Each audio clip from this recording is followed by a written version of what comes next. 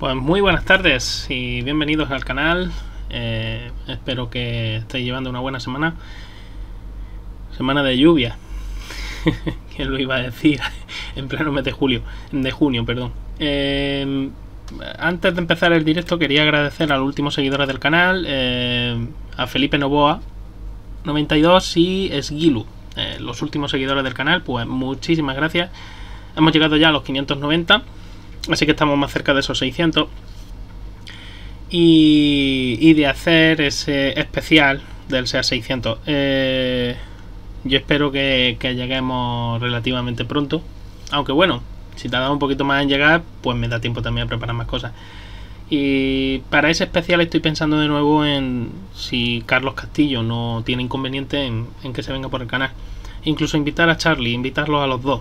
Es posible que a lo mejor hagamos un menage à trois, ¿no? Buenas tardes, Warrior, bienvenido. Y básicamente, bueno, pues no me ha dado tiempo, como ya os dije por Twitter, a preparar un coches con historia. Es verdad que yo pretendía que fuera todos los miércoles, pero claro, es complicado por temas de trabajo y por otros temas. Entonces, al final, bueno, estoy preparando algo para coches con historia. Aparte de lo que tengo en mente cuando superemos los 600 seguidores, si se superan, pues hacer ese especial del 600. Tengo preparado que como este fin de semana es la madre de todas las carreras, como diría alguien que ya sabéis, tengo pensado hacer algo especial sobre Le Mans, concretamente sobre, hombre, ya sabéis que este canal es sobre todo técnico y trato de desgranar, ¿no?, toda la ingeniería que hay detrás de.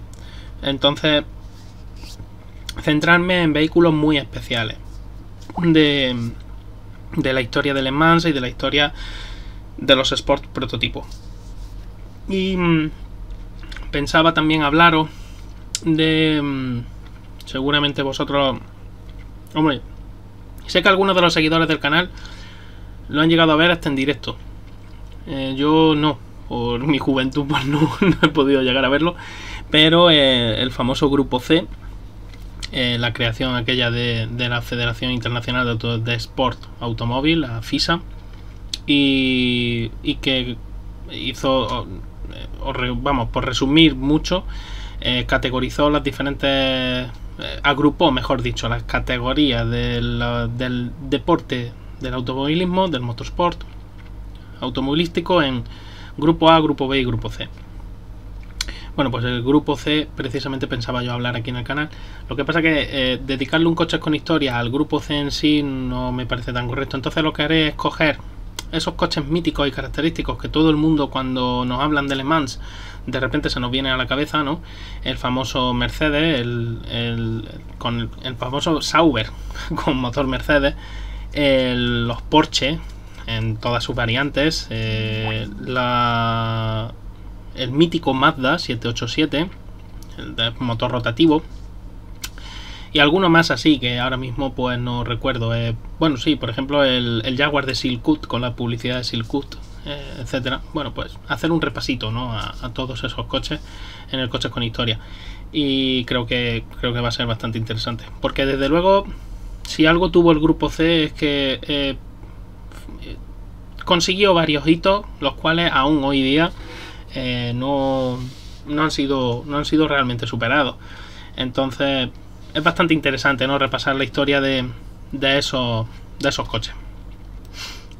Así que bueno, en definitiva, pues eso. Y hoy pues lo iba a dedicar, como ya os dije también anteriormente, ya que no me ha dado tiempo a preparar ningún coche con historia, a dedicarlo un poco pues a hablar por encima del Gran Premio de España, aunque está casi todo dicho, pero vamos a repasar un poquito creo que lo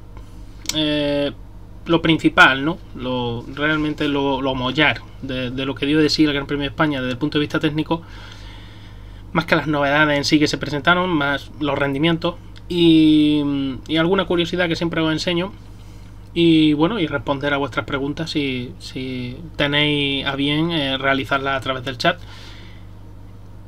Y nada,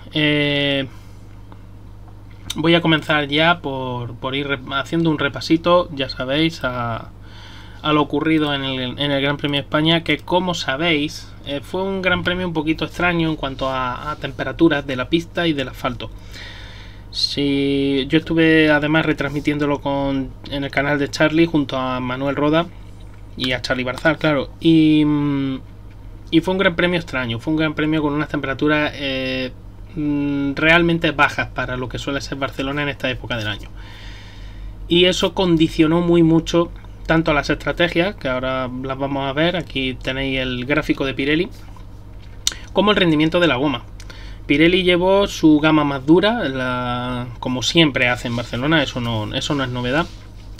Pero ya sabéis que este año la gama de neumático seco, de neumático para seco de Pirelli, pues el compuesto es incluso hasta realmente duro, incluso en sus variantes C4 y C5. Entonces, bueno, eso a priori garantiza durabilidad, pero aquí hubo un problema. Aquí teníamos un Gran Premio en el cual, repito, las temperaturas fueron realmente muy bajas. Muy bajas. Y ya digo, muy buenas, Top Twitter. Bienvenido, buenas tardes. Y realmente, bueno, pues tenemos ese hándicap, ¿no? Principal, porque la temperatura de pista empezó siendo de alrededor de unos 32 grados y terminó bajando hasta los 28. Temperatura de pista. La temperatura ambiente era todavía aún más baja. Estábamos hablando de temperaturas por debajo de los 24 grados. Eso fue bueno para los espectadores, pero eso fue malo para los coches, para muchos de ellos. No todos, pero sí algunos. Sobre todo eso, pues errores en los reglajes, como ya comenté en GPcast el lunes, es lo más seguro, lo más factible que ha ocurrido con Aston Martin. Ellos tienen un coche que cuida muy bien la goma, pero cuando tú tienes un coche que cuida muy bien la goma, suele tener una primera vuelta regular, porque tarda en calentar la goma. Ese tardar en calentar la goma se le vino muy cuesta arriba a Aston Martin precisamente en esta carrera. Que quizás, y digo solo quizás, estos son más bien pensamientos más que certezas, quizás equivocaron los reglajes pensando en alargar mucho las paradas. Al final tuvieron que ir a la misma estrategia, o por lo menos en un símil, ¿no?, al resto de equipos, y eso les condicionó muy mucho el rendimiento en carrera. Porque si Aston Martin hubiera podido ir, en el hipotético caso de que pudiera haberlo hecho, a una sola parada, la cosa hubiera cambiado bastante, pero era imposible con las temperaturas de pista que había y con una serie de condicionantes. No creo que no hace falta recordar el error de Fernando en Q1 en la clasificación del sábado, en esa vuelta lanzada, perdón, antes de comenzar la vuelta lanzada, y que le condicionó todo el fin de semana. Esa clasificación, pues claro, él no pudo terminar en puestos más arriba, y eso también condicionó muy mucho el rendimiento del coche. Y nada, como veis aquí en el gráfico, Verstappen empezó con neumático medio y Pérez con neumático medio. Es curioso porque solo hay otro piloto, solo en toda la parrilla, que comienza con neumático medio, que es Logan Sargent, que por cierto terminó último, pero bueno, eso es normal teniendo en cuenta el piloto y el coche. Sargent paró en la 17 y luego en la 36. Realmente os digo una cosa, hombre, no me voy a fijar mucho en la parte baja porque a fin de cuentas el rendimiento pues fue relativamente malo. Pero me llama la curiosidad que el único que intentó salir con neumático medio, aparte ya digo de los Red Bull, fue precisamente Logan Sargent. Albon salió con neumático blando, como la inmensa mayoría de pilotos salieron con el neumático blando, exceptuando, como veis, a Leclerc, que salía desde boxes. Estrategia, la de Leclerc, totalmente lógica, salir con el duro. Lo que no es lógico es lo que vino luego después. Norris, que salió con el blando, pero tuvo que parar en boxe y ya, bueno, pues ya puso el duro, claro, intentando llegar más lejos. Pero es que ahora explicaré un poquito qué es lo que ocurre, y sobre todo ahora con otro gráfico de Pirelli que es bastante esclarecedor de los hechos, ¿no? De cómo la temperatura de pista afectó muy mucho al rendimiento del neumático. Como veis, en los primeros puestos tenemos a Hamilton, que salió con goma usada, blanda. Sin embargo, Russell salió con goma nueva, blanda también. Esto condiciona muy mucho el funcionamiento de la goma en esas primeras vueltas. La goma blanda, normalmente cuando tú utilizas una goma blanda usada, lo que quieres es tener una buena salida, pero sobre todo quieres tener un desgaste muy uniforme, es decir, asegurarte de que esa rueda va a durar bastante. En el caso de una goma blanda nueva, sí puedes tener el problema de que aparezca el temido graining.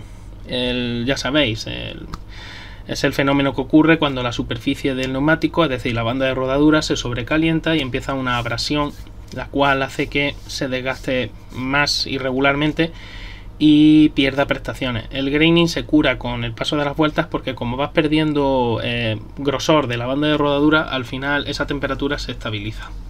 Pero tienes esas vueltas que puedes sufrir. Con un neumático nuevo es más fácil tener graining con temperaturas bajas que con un neumático usado. Es la razón por la que, por ejemplo, Aston Martin siempre usa neumáticos usados. La inmensa mayoría, como veis, están usando neumáticos usados en la salida. Hamilton lo hizo, Sainz también, Stroll, Alonso, Ocon, Gasly también, porque no tenían nuevos disponibles, eso también hay que decirlo. Piastri, Hülkenberg. Y el tema, como digo, es ese. Empezó con el neumático duro Leclerc, una estrategia muy interesante a priori, pero que tuvo un problema. De nuevo, vuelvo y me reitero en las temperaturas excesivamente bajas.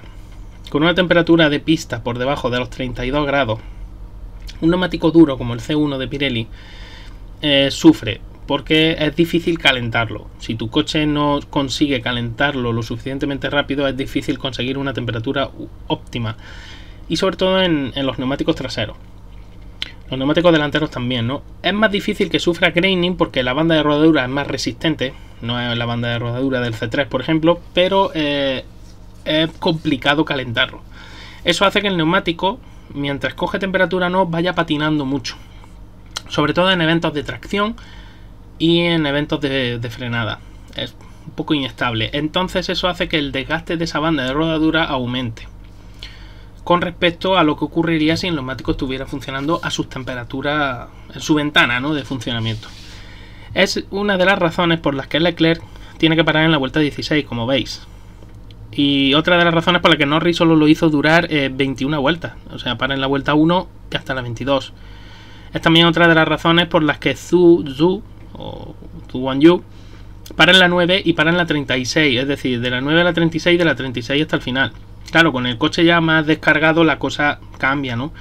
El coche se vuelve más reactivo y eres capaz de calentar mejor la goma, pero ese segundo relevo con la goma dura no duraba nada. Es más, si comparamos, por ejemplo, con la durabilidad de un neumático blando, por ejemplo, Hamilton hizo 24 vueltas con el blando usado, 25 Russell, además con muy buen ritmo los dos, 26 Verstappen con el medio, 27 Pérez, curioso, pero bueno, en el caso de Verstappen es verdad que la estrategia estaba muy condicionada porque como se destacó enseguida y se escapó, realmente él estaba controlando. Entonces, para evitarte líos con safety car, líos con virtual safety car o incluso líos con bandera roja, etcétera, es mejor, bueno, pues si ves que tu rival ha parado en la 24 y más o menos estás viendo cómo va el pampaneo, bueno, pues yo paro una o dos vueltas después.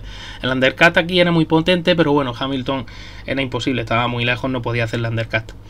Veis luego la durabilidad de 26 a 52, de nuevo condicionada, repito, porque Hamilton para en la 50 porque con el neumático medio no van a poder alargar ese stint mucho más. De hecho, Russell, fijaos que incluso más corto, porque Russell sí estuvo peleando con el tráfico. Hamilton tuvo pelea al principio, pero luego después ya se destacó también y ya eso te permite controlar mucho más el desgaste de neumático que cuando viajas en tráfico. Pero de nuevo lo mismo, vuelvo a repetir, el neumático medio no duraba nada, exceptuando a Pérez, que sí lo hizo durar más, pero volvemos a lo mismo, estamos hablando de un Red Bull, que estamos hablando del mejor coche de la parrilla de largo. Tsunoda, por ejemplo, el medio, sí lo hace durar bastante, desde la 34 a la 66. Pero ¿en qué condiciones? ¿A qué velocidad? ¿No? Ya vimos el adelantamiento que le hizo Fernando. No merecía la pena. Entonces, al final, llega a la conclusión, llega a varias conclusiones, ¿no? La primera, la temperatura hizo que el neumático C2 fuera totalmente inservible. Que el neumático C1 fuera un neumático que realmente, si no eras capaz de ponerlo en temperatura o no estabas más descargado de combustible, no iba a funcionar. Y que el neumático C3 era neumático de carrera, pero en una ventana de funcionamiento estrecha, que fue la que sí consiguió Mercedes. Y que, bueno, de Red Bull, repito, no hablo porque realmente es el mejor coche de parrilla y da igual el neumático que usen, ellos siempre tienen competitividad.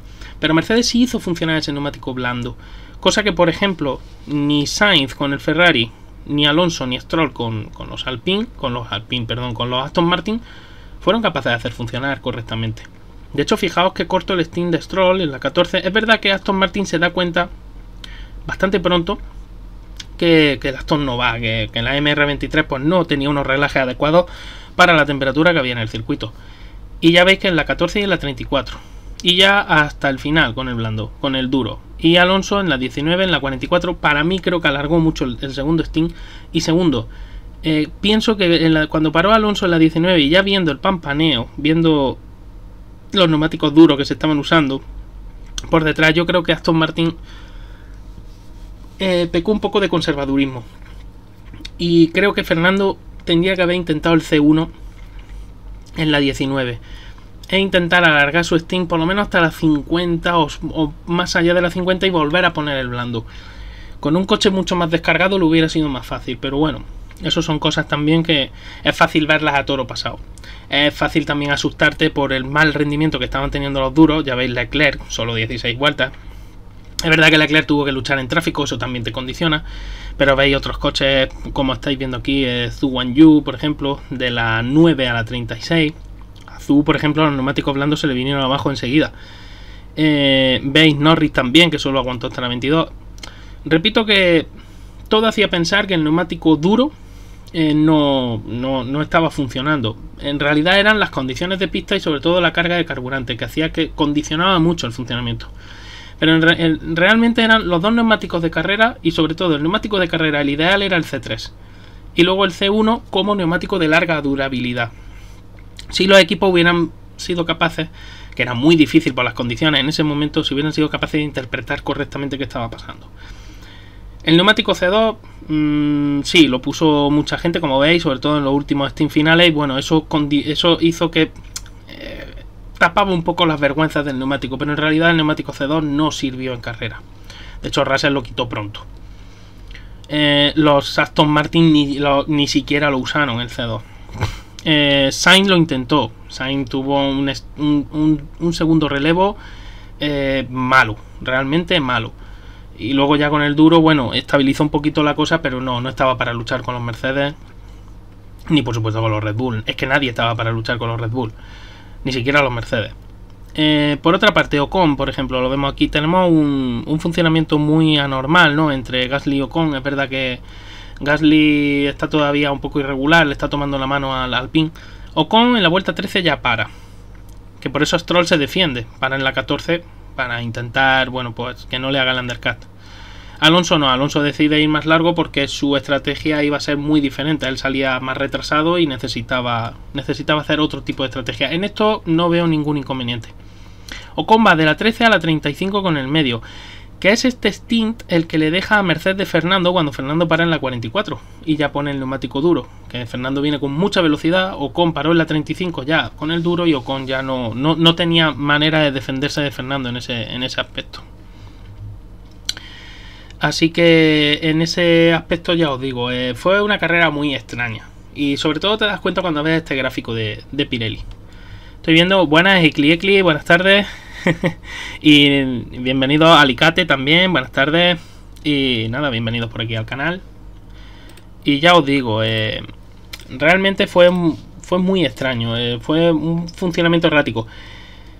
Yo estoy seguro que Pirelli, de haber tenido seguridad en que las temperaturas iban a ser las que eran y que el circuito se iba a comportar como se comportó, Pirelli podría haber utilizado la gama C2, C3, C4, la gama media. No haberse ido al más blando de todos, no digo eso, pero por lo menos ofreces un poco más de variedad estratégica. Porque ahora vais a ver otro grafiquito que quería enseñaros, la diferencia entre el duro y el medio. Como habéis visto anteriormente, veis que el medio se usó al principio de carrera y al final. Y el duro igual. Bueno, el duro no, el duro quizás se usó en mitad de carrera y al final. No hay un stint inicial con el duro, salvo el de Leclerc, que fue malo, porque estuvo, repito, muy condicionado por salidas de boxes y además tener que luchar en tráfico con un coche que tampoco estaba. Entonces todo eso condiciona muy mucho y no todo es culpa del neumático. Así que en ese aspecto no lo tenemos, pero sí podemos comparar el C1 con el C2 mucho, por esta razón que os digo, porque los relevos medios, los de mitad de carrera, sí hay variedad de medios y variedad de duros. Hay duros al final, hay duros en medio, hay medios en medio, valga la redundancia, y hay medios al final de carrera.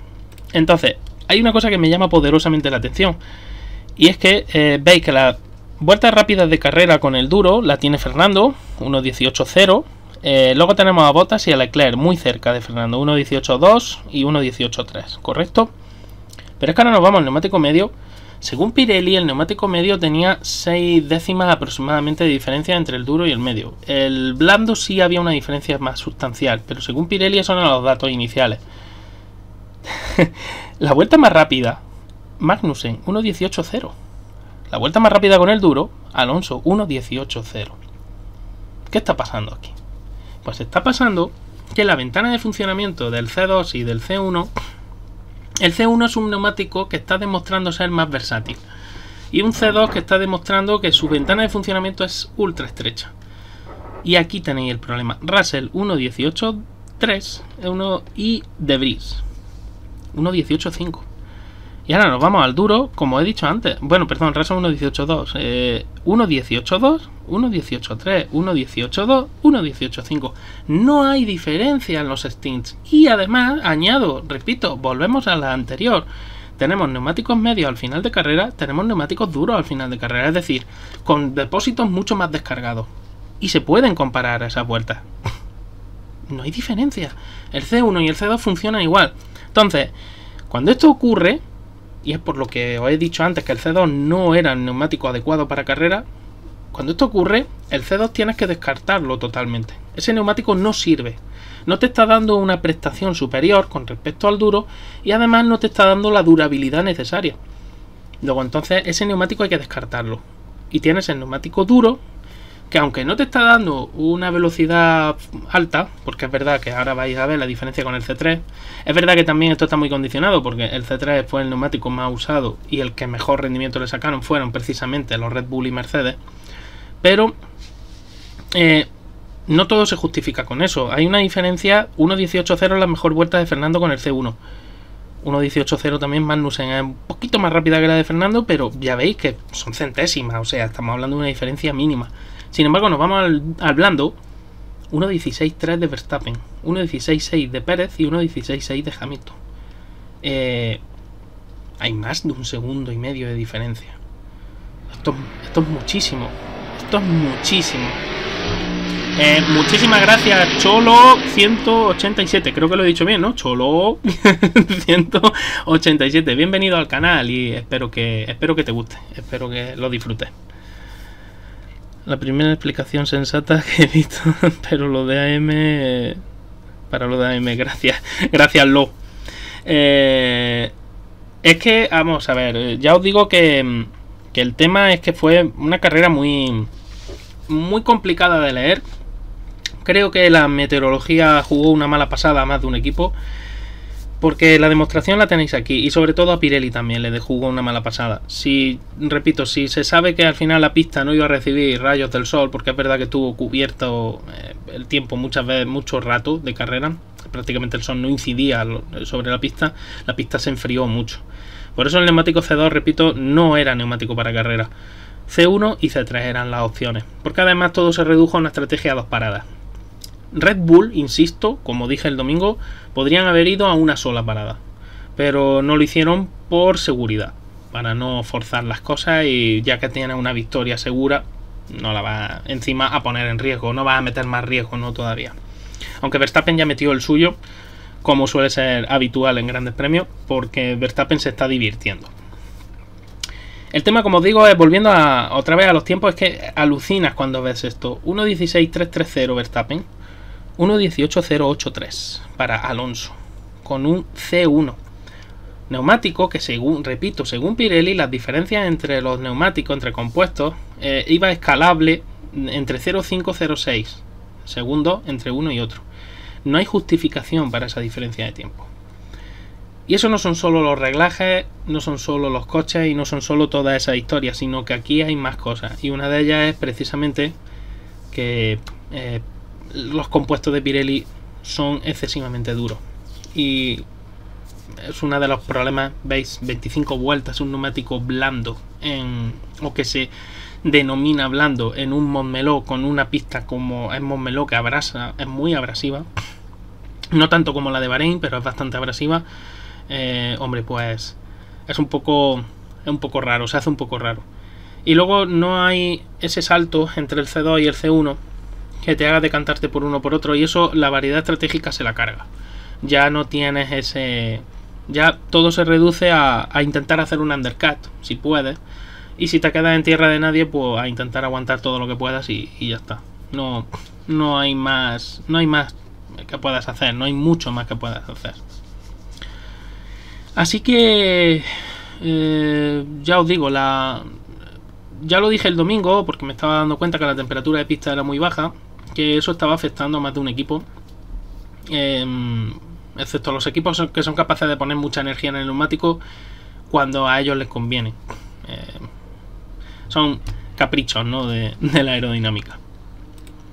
En definitiva, pues bueno, ¿hay noticias buenas que sacar o algo bueno que sacar de este Gran Premio? Bueno, pues sí, no todo van a ser malas noticias para la afición española.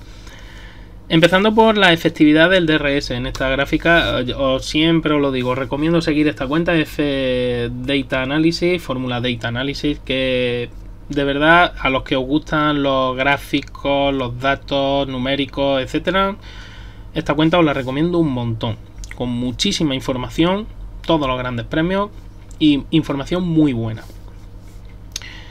Como veis, tenéis la efectividad del DRS. Bueno, Aston Martin está a la cuarta, pero es que fijaos, está prácticamente igualada con Red Bull. Es verdad que el coche per se es un coche que genera mucho drag, mucha resistencia aerodinámica. Entonces no es un coche rápido, no es un coche veloz, mejor dicho, no tiene una velocidad punta alta.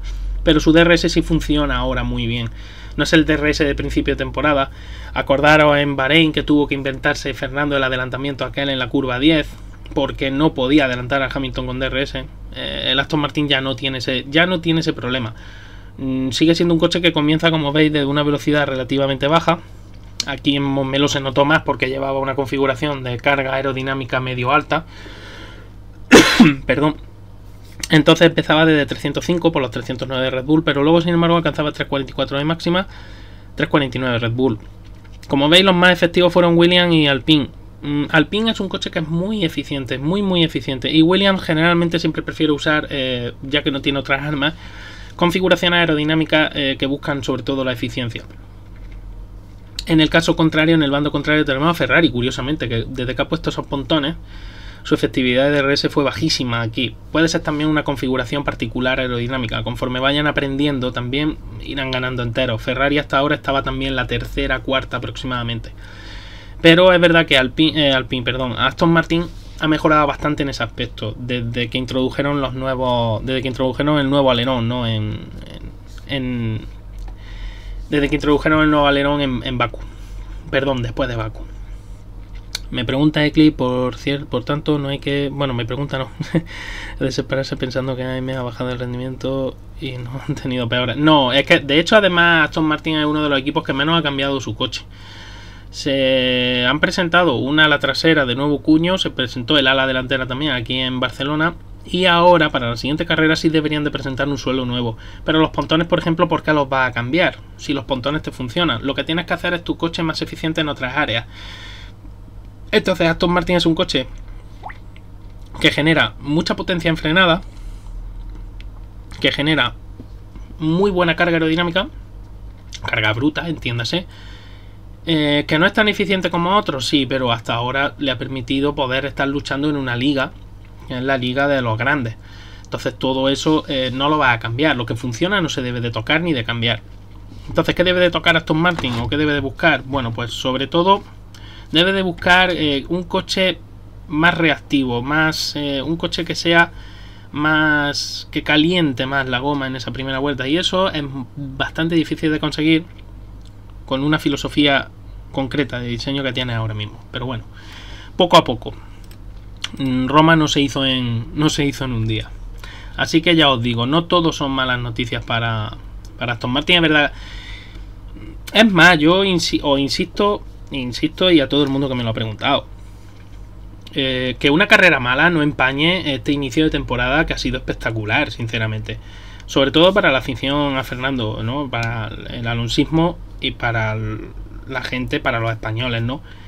Venimos de un periodo, de un largo tiempo en el que Fernando ha estado luchando por intentar puntuar, por conseguir algún punto y si hay una carrera loca, acercarse a intentar tocar un podio.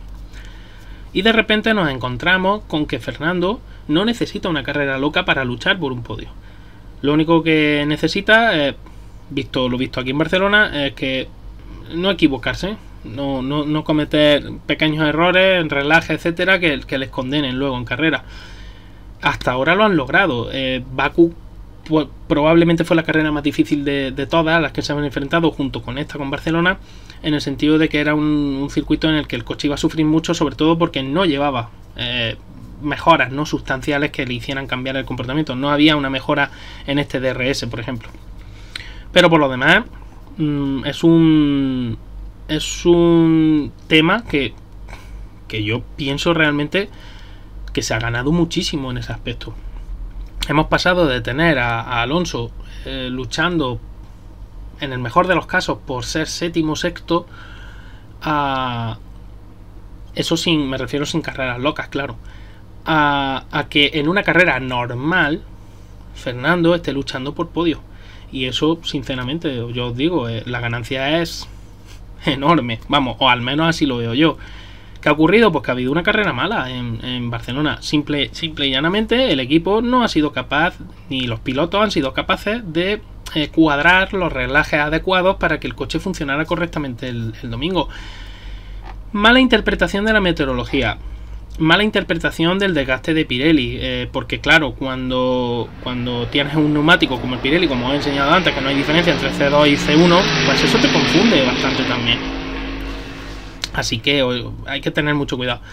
Taberna de Graves, pues bienvenido al canal. Espero que os guste y espero que te guste y que lo disfrutes. Aquí, gracias por ese seguimiento.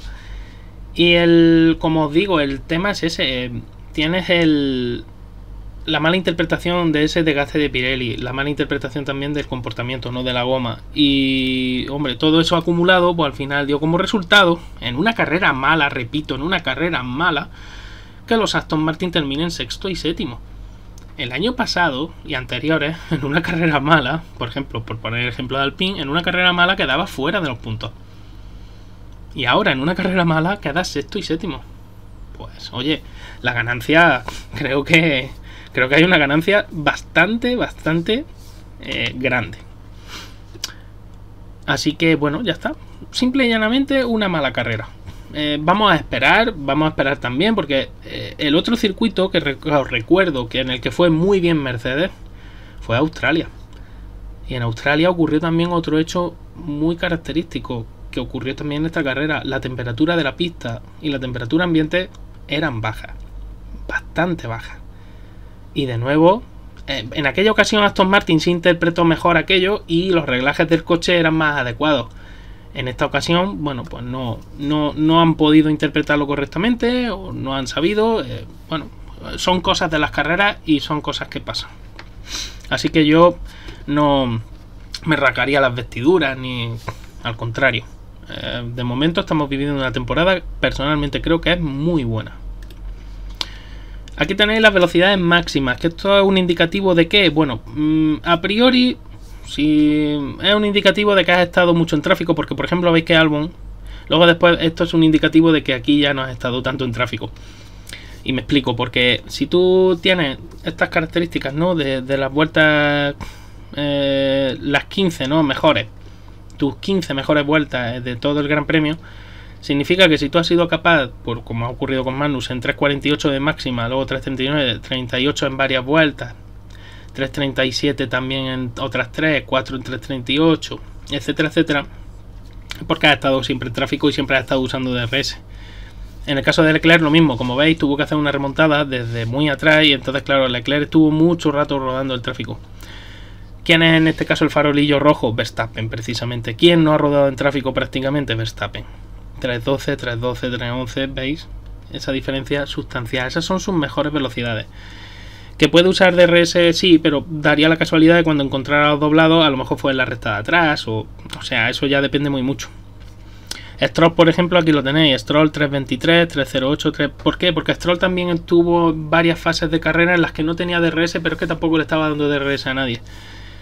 Fernando, pues 3.29, como veis, una diferencia sustancial, y veis como Fernando sí estuvo en DRS algo más de tiempo, pero es un coche lento. El Aston Martin es un coche que en velocidad punta no la tiene alta. ¿Por qué? Porque es un coche que genera mucha resistencia aerodinámica, un drag alto.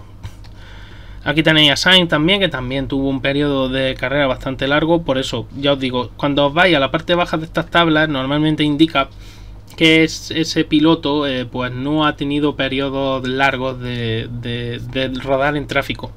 Veis como Tsunoda, Tsu, por ejemplo, se mantienen esas velocidades altas. Veis como Bottas también la mantiene un poquito más, sobre todo Pérez, ¿no? La remontada, Gasly, etcétera. Pues claro, todo eso condiciona también muy mucho el desgaste de neumático, ojo. Por otra parte, las velocidades mínimas. ¿Qué nos indican las velocidades mínimas? Nos indican la velocidad mínima, nos indica la velocidad de paso por curva. Y aquí sí es una característica intrínseca del coche y del desgaste de neumáticos, de las dos cosas. Entonces, la mejor vuelta de Fernando fue un mínimo de 100, por ejemplo. Ves que Leclerc 101, no hay mucha diferencia. De Vries 105, es curioso. Estoy seguro que De Vries esa curva la pasó casi derrapando, porque luego veis cómo baja de repente muy mucho. 97, 96, no es capaz de mantener no es capaz de mantener una línea. Eso ocurre también con Stroll, 98, 97 y luego ya baja mucho, 94. Sin embargo, Fernando, por ejemplo, para que veáis la diferencia de lo que es un martillo, 99, 98, estas son sus mejores vueltas, 95. Entonces, bueno, esto también es un indicativo de esa velocidad mínima de paso por curva. Y en la curva más lenta del circuito, que en este caso en Barcelona, ahora que se ha eliminado la chicane, será seguramente la curva de la Caixa o la... Está la 4, la 5 sería en todo caso, o la 5 o la curva de la Caixa. Me imagino que esas dos, porque la de derecha luego, antes de llegar la 12, esa curva es más rápida, estoy casi convencido. Ahora mismo ya os digo, estoy hablando de memoria y no lo sé seguro, pero yo creo que sí. Así que bueno, aquí tenéis otro indicativo de que las cosas estaban muy igualadas. ¿Y por qué se ha igualado tanto esto? Pues muy sencillo, porque primero es un circuito que todo el mundo conoce, entonces todo el mundo lo tiene más que trillado. Segundo, es un circuito en el cual hubo una temperatura excesivamente baja y unos neumáticos Pirelli con un funcionamiento pues no muy bueno, entonces eso iguala las cosas, sobre todo por la parte baja. Si buscamos por ejemplo a Verstappen, ahí lo veis, 104, 102, 102, 101. Ves que Verstappen es rapidísimo, de hecho 101 es el que mantiene una media mayor de todas esas 15 mejores. Así que eso indica que el coche iba maravillosamente bien. Hamilton, por ejemplo, no llega a 97. Fernando igual, 97. Veis que tampoco el Aston Martin tampoco tenía un problema general, ¿no? de comportamiento. Así que bueno. En definitiva, la salida, por ejemplo, que es la que marca también muchas veces en estos grandes premios tu devenir, ¿no? En el resto del Gran Premio. La de Fernando no es especialmente brillante comparada con el resto, 5,7, pero tampoco es mucho más lenta. Magnussen sí tuvo una salida espectacular, 5,3 en el compendio, 3,1 en el 0 a 100 y 2,2 en el 100 a 200. 5,3 en el global, en el 0 a 200. También es verdad que el que sale desde más atrás consigue también más tracción que el que sale desde más adelante. Suele ocurrir, no digo que sea una regla o una condición indispensable. Pero luego ya, por ejemplo, tenéis Stroll, Russell y Verstappen. Verstappen con medio hace una salida muy buena, 3,2 y 2,3. Porque Sainz, que salía detrás con el blando, 3,3 y 2,3. 5,6. Al final hace incluso peor salida, 0,1 peor que Verstappen. Y con todo y con eso consigue ponerse en paralelo y casi hacerle el exterior. Lo que pasa es que, bueno, levantó. Como veis, ya os digo, Stroll, Russell, Verstappen 5,5 en el global, De Vries, Sainz, Hamilton, Tsunoda, Albon, Gasly y Su 5,6 en el global. Y luego 5,7 Piastri, Norris, Alonso, Ocon y 5,8 Hülkenberg, Pérez. Y luego ya 6 Bottas. Bottas tuvo una salida mala. Eso sí es una salida mala. Estás perdiendo 0,3 en un Fórmula 1, son mucho tiempo. Perdón. Así que bueno, en definitiva, una cosa muy parecida. Aquí tenéis el comportamiento del neumático. Veis el comportamiento errático del neumático blando conforme pasaban las vueltas. ¿Por qué? Porque había que saber interpretar muy bien qué estaba ocurriendo. Hubo gente que sufrió de graining y eso también condiciona mucho ese desgaste. Pero en realidad, ya os digo, el neumático blando era el neumático de carrera. Era un neumático que funcionó realmente bien. Ya veis que el C2 en ningún momento hay un crossover. Bueno, quizás podríamos considerar el crossover a partir de la vuelta 20 con el medio. Pero eso es una barbaridad. Máxime en un Barcelona. Es decir, el neumático blando siempre va a ser más rápido en esas primeras 20 vueltas. O sea, no te merece la pena poner el medio. ¿Te merece la pena poner el duro? Sí, porque el duro es menos errático que el medio, es decir, es un neumático muy constante y veis cómo mejora mucho con el paso de las vueltas y te permite lanzar mucho más tu relevo. Entonces los neumáticos de carrera, por demostración aquí con estos datos estadísticos, realmente eran el duro y el blando, y eso fue lo difícil de interpretar. Y por eso pienso y creo que Aston Martin quizá debía de haber arriesgado, si no con los dos pilotos, sí al menos con uno. Y en este caso yo hubiera elegido a Fernando, no por ser Fernando, sino porque Fernando estaba por detrás de Stroll. Yo hubiera intentado con Fernando hacer una estrategia diferente, blando, duro, blando. Pero bueno, a toro pasado, repito, es muy fácil. Todo esto se obtiene después y es fácil opinar. De hecho, Aston Martin seguramente estará estudiando todo esto y no con estos datos, sino con los suyos propios y todas estas cosas pues te ayudan a aprender, simple y llanamente. Alfredo Cancela, buenas tardes. Bienvenido. Así que ya os digo que simplemente fue una mala interpretación de las condiciones de pista, condiciones de temperatura y del funcionamiento de Pirelli. Y ya os digo, el neumático medio no merecía la pena en esta carrera en absoluto, pero en absoluto. Un neumático que dura menos que el duro, un neumático que no es que no hace un crossover rápido con el blando, porque si el blando se hubiera venido abajo en la vuelta 10 y el medio se te viene abajo en la, como estáis viendo, a partir de la vuelta 20 podríamos considerar que también el medio empieza a perder algo de rendimiento. Ojo, entonces sí es para pensárselo, pero es que estamos hablando de un crossover en la vuelta 20. Nada. Olvídate del neumático medio. El neumático medio no servía para nada el fin de semana de carrera. Así que, bueno, ya está. No sé si tenéis alguna duda, alguna preguntita sobre la carrera. Ya sé que está prácticamente todo dicho. Antes de pasar ya a un par de curiosidades que os quería enseñar, que no tienen nada que ver con... No tienen nada que ver directamente, ¿no?, con la Fórmula 1, pero bueno, si teníais alguna cuestión, o algo incluso que queráis decir, apostillar o algo, pues si no, pues pasamos a la siguiente cuestión, que ya sí que es verdad que no tiene, ya son un par de curiosidades que os quería enseñar, que son bastante interesantes. Y ya os digo, en definitiva fue una carrera extraña, una carrera que no se puede tomar tampoco como algo que vaya a ser la norma durante toda la temporada. Yo no entiendo ahora el alarmismo que hay en la afición española con Mercedes, por ejemplo, que Mercedes ya van a ser segundos seguro y tal. Ojo, queda mucho campeonato y pueden ocurrir muchas cosas todavía. Y os quería enseñar, bueno, esto de Bryson Sullivan, que me encanta estas imágenes. Estos son pruebas de la NASA, en este caso concreto con un avión para experimentos de la NASA. Los aviones de caza de combate de cuarta generación incorporaron un aditamento aerodinámico que es esta aleta transversal, ¿no? Longitudinal, mejor dicho, en este caso, que partía prácticamente desde casi el morro, ¿no? Desde lo que es el cockpit, desde prácticamente la carlinga hacia la parte trasera. Y la NASA estuvo haciendo muchas pruebas de este tipo. Además me encanta esta imagen porque, como veis, efectivamente eso que parece que son hilitos, efectivamente lo son. ¿Y para qué se colocan esos hilitos? Pues para filmarlo mientras el avión va cambiando su orientación, ¿no?, su picado, su pitch, para comprobar cuando entra en pérdida los diferentes elementos aerodinámicos del avión. En este caso lo que serían las alas, ¿no?, propiamente dichas. Y cómo se comporta el flujo de aire alrededor de todo el fuselaje. En los aviones de cuarta generación se descubrió una manera de hacerlos más eficientes y además también conseguir una mayor carga aerodinámica Por eso lo de hacerlo más eficiente, ¿no? Conseguir una mayor carga aerodinámica sin tener que aumentar la superficie alar per se era utilizar estos aditamentos aerodinámicos laterales, que lo que hacían era generar un vórtice en la punta.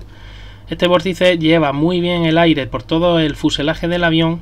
¿Veis el comportamiento del vórtice? El avión está avanzando y sin embargo estos hilitos están hacia abajo. ¿Por qué están hacia abajo? Porque lo que está haciendo el vórtice es generar una zona, una zona de exclusión podríamos decir, la cual está derramando ese flujo aerodinámico hacia el ala. Por eso el ala, veis cómo está aquí el comportamiento de estos hilitos, aquí también. Todo este flujo aerodinámico que viaja por debajo del vórtice está yendo hacia el ala, y ese flujo aerodinámico está ayudando a generar más carga con ese ala. Por eso estáis viendo esta imagen tan extraña. Y otra cosa es que ese vórtice va directamente al empenaje de cola, lo que hace que el empenaje de cola tenga mayor flujo, mayor caudal para poder trabajar con él y que el avión sea más reactivo. Consigues dos cosas: consigues reducir un poco el consumo mediante eficiencia en el vuelo, eficiencia aerodinámica, y por el otro consigues un avión que tiene más carga sin necesidad de aumentar esa superficie alar, que además te haría tener más coste en cuanto a consumo de combustible sobre todo. Muy interesante porque esto lo incorporaron muchos aviones de cuarta generación, quinta generación también. Los de quinta generación ya no, por una razón muy sencilla, porque un avión de quinta generación que se supone furtivo, un aditamento como este lo único que hace es aumentar ¿cómo se llama esto? El área de radar. Ahora no me sale el nombre, perdonadme, pero ya os digo, lo que hace es aumentar la detectabilidad, vamos, básicamente. Alfredo cancela una cosilla: después de cambiar el fondo plano del coche de Alonso, ¿tendría algún problema mayores o solo fue un cúmulo de casualidades? A ver, si cambiaron el suelo o no, desconozco si, porque Aston Martin tampoco dio muchas pistas de ello. Sí, supuestamente se le puso un suelo nuevo, es decir, no debería haber tenido ningún problema en ese sentido. Lo que sí ocurre es que, claro, el cambio de relaje es más complicado.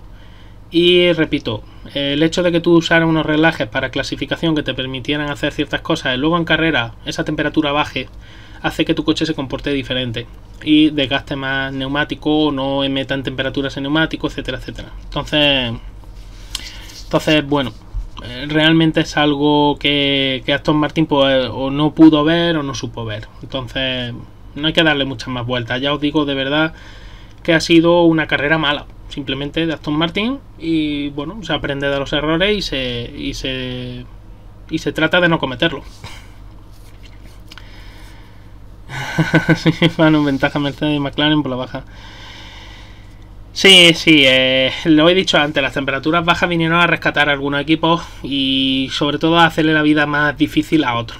Ya está, simple y llanamente. Un neumático muy duro y con un compuesto muy duro y una pista que está muy trillada y que es muy difícil, ¿no?, encontrar un reglaje adecuado. En fin, como os digo, bueno, pues eso. Y el tema, bueno, otra curiosidad de la imagen, estaréis viendo, os lo estoy señalando, es ese tubo, esa sonda. Es a modo de pitot. Lo único que ocurre es que en este caso no es un pitot convencional. De hecho, los pitots no se usan como tal, es decir, como solución básica, como básico, ¿no? Lo que es un tubo de pitot básico no se usa en aerodinámica. Se usan tubos de pitot más complejos, con doble entrada, o tubos de plant, que se llama.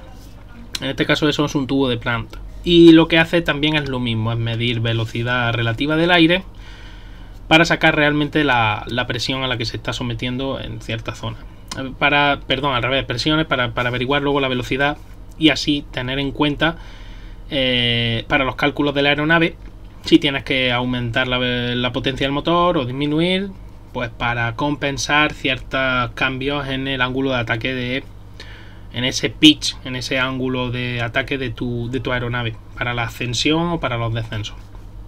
Es muy importante esa medición, sobre todo en el ámbito civil, para no superar ciertas velocidades, ¿no? que podrían ser peligrosas. En el ámbito de un caza de combate, pues en este caso para saber si lleva suficiente energía para ciertos tipos de giros, etcétera. Cada vez que un caza de combate tiene que hacer unos giros cerrados en G, pierde mucha energía. Esa energía lo que hace es frenarlo. Entonces, esa pérdida de energía lo que hace es frenarlo, perdón. Entonces, eso tienes que compensarlo de alguna manera. Y por último, os quería enseñar este vídeo que es muy curioso. Vamos a quitar el sonido por si acaso. Y de esta cuenta máximo vais a ver lo que es una torsión propiamente dicha. Estos neumáticos son específicos para carreras drag, no para dragster. ¿Por qué? Bueno, pues porque son neumáticos ya no solo por el flanco tan blando que tienen o tan característico, tienen una banda de rodadura que se adhiere, es decir, tanto la presión que le introduce al neumático como esa banda de rodadura y esa superficie especialmente pegajosa, y por eso se genera esa torsión, y lo que se hace es para que absorba toda la, como lo explican aquí, para que en la aceleración el neumático sea capaz de absorber toda esa energía y patine lo mínimo imprescindible. Veis que patina muy poquito, muy poquito, muy poquito. Son neumáticos que tienen muchísima resistencia a la rodadura, pero como tienen mucha potencia que transmitir, eso se compensa en parte. O sea, estos neumáticos, por ejemplo, en un vehículo de competición convencional serían inservibles, porque de esa resistencia tan enorme a la rodadura le generaría un problema a esos vehículos. Y por supuesto en un vehículo de calle sería todavía peor, el consumo de combustible aumentaría una barbaridad. Entonces no merece la pena. Por eso os digo que hay que tenerlo muy en cuenta. Alicate dice menos a Red Bull que le da igual. Bueno, a Red Bull es que le da igual todo. Top Twitter 1, eso es lo más blando que se fabrica. En cuanto a carcasa, sí, por una razón muy sencilla, porque como veis esa torsión que tiene que sufrir hace que también el neumático aguante un poco más. Si fuera un neumático con una carcasa más rígida, patinaría más y también tendría riesgo de poder sufrir consecuencias peores, ¿no? Entonces, tener esa carcasa tan flexible hace que el neumático se comporte mejor en este tipo de carrera. Además, la exigencia del neumático solo va a ser longitudinal prácticamente, las exigencias laterales van a ser pequeñas. No estamos hablando de una competición en la que tengas que tomar curvas, etcétera, entonces no hay ese problema. Y ya os digo, por lo tanto, pero quería enseñaros para que veáis la torsión tan enorme a la que se somete el neumático, y lo poco que patina realmente. ¿Por qué? Porque el coeficiente de fricción entre la banda de rodadura del neumático y el suelo es enorme. Y os repito, esa resistencia a la rodadura que ofrecería este neumático, porque la histéresis elástica al final tiene que aparecer por algún lado, generaría muchos problemas. Un neumático así en un coche de calle o en un coche de competición generaría muchísimos problemas. Entonces esto solo es posible en este tipo de vehículos, que tienen que poner muchísima potencia, muchísima, en muy poco tiempo, en muy poco espacio de tiempo. Hay que poner mucha fuerza en los neumáticos y por lo tanto hay que buscar una goma que sea lo suficientemente flexible, o una carcasa, mejor dicho, lo suficientemente flexible, y una goma que sea muy blanda para que ocurran estas cosas. Y la verdad es que la imagen merece mucho la pena verse, porque me parece que es muy curiosa, muy bonita. Así que, bueno, de momento, bueno, lo vamos a dejar aquí con el... De momento ya lo que os tenía que explicar creo que ya prácticamente, porque os repito que sobre el Gran Premio es que está todo dicho. Es uno de los grandes premios más comentados y creo que no hace falta comentar mucho más. Sí, el que menos tiene pasa de los 1000 caballos, sí, correcto. Hay verdaderas aberraciones. Por encima de los 3000 caballos he llegado a leer, una auténtica barbaridad. No sé si tenéis alguna duda más que preguntar, alguna cuestión. Y me despido de vosotros. De nuevo, como siempre os digo, muchísimas gracias por el apoyo al canal, muchísimas gracias por todo lo que apoyáis, por lo que hacéis, de verdad infinitas, por ese seguimiento, ya que estamos en esos 800, en esos 590. Ya me gustaría que fueran 800. Y nada, nos vemos en el próximo vídeo. Chao chicos, hasta el próximo vídeo. Chao.